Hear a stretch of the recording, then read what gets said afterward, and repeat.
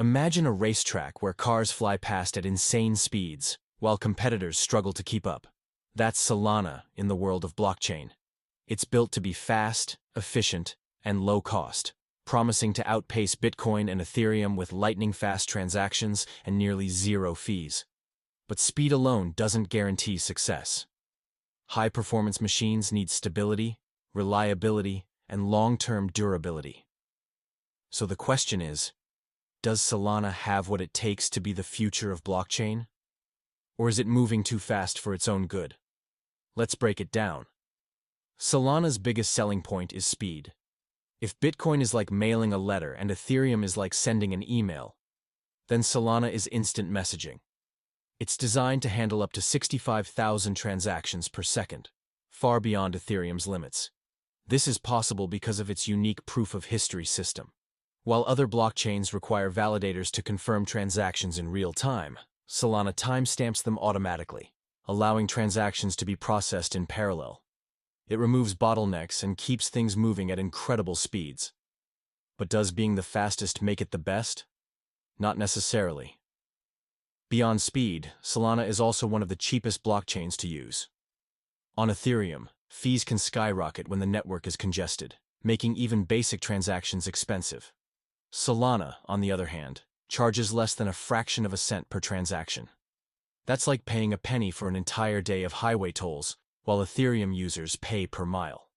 Because of these advantages, Solana has become a major player in decentralized finance, gaming, and NFTs. Its ecosystem is thriving, with billions locked in DeFi platforms and some of the most active NFT marketplaces in crypto.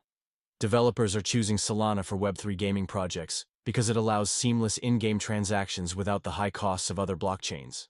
But despite all of this, there's a major issue that Solana can't ignore: network reliability. A high-speed train is useless if it constantly breaks down, and that's been one of Solana's biggest struggles. It has experienced network outages in the past, sometimes lasting hours. That's a serious problem for a blockchain aiming to be the backbone of financial applications and global gaming platforms. To fix this, Solana is rolling out a major update called Fire Dancer, expected to go live in 2025. If it works as intended, it will improve network stability, reduce downtime, and make the entire system more resilient. But will it be enough? Do you think the Fire Dancer upgrade will solve Solana's biggest weakness? Comment yes or no below. There's also the question of decentralization. Bitcoin and Ethereum are considered decentralized because thousands of validators secure their networks. Solana, however, requires expensive hardware to run a validator, limiting who can participate. While it's still a large network, critics argue that it's not as decentralized as it should be. Even with these concerns, Solana has continued to grow. Its value has seen major movement, and analysts debate how high it can go in the future. Some investors are also drawn to its staking system, where holders can earn rewards by supporting the network. With yields averaging around 6 to 7% annually, staking has become a popular way to participate in the ecosystem. But like everything in crypto, it comes with risks. At the end of the day, Solana is like a high-speed sports car, built for performance but still needing work under the hood.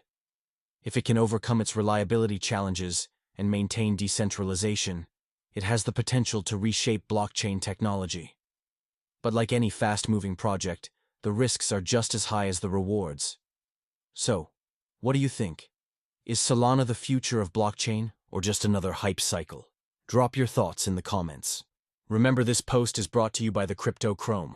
Like, follow, share, and repost this video if you believe that crypto is the future, and the future is now.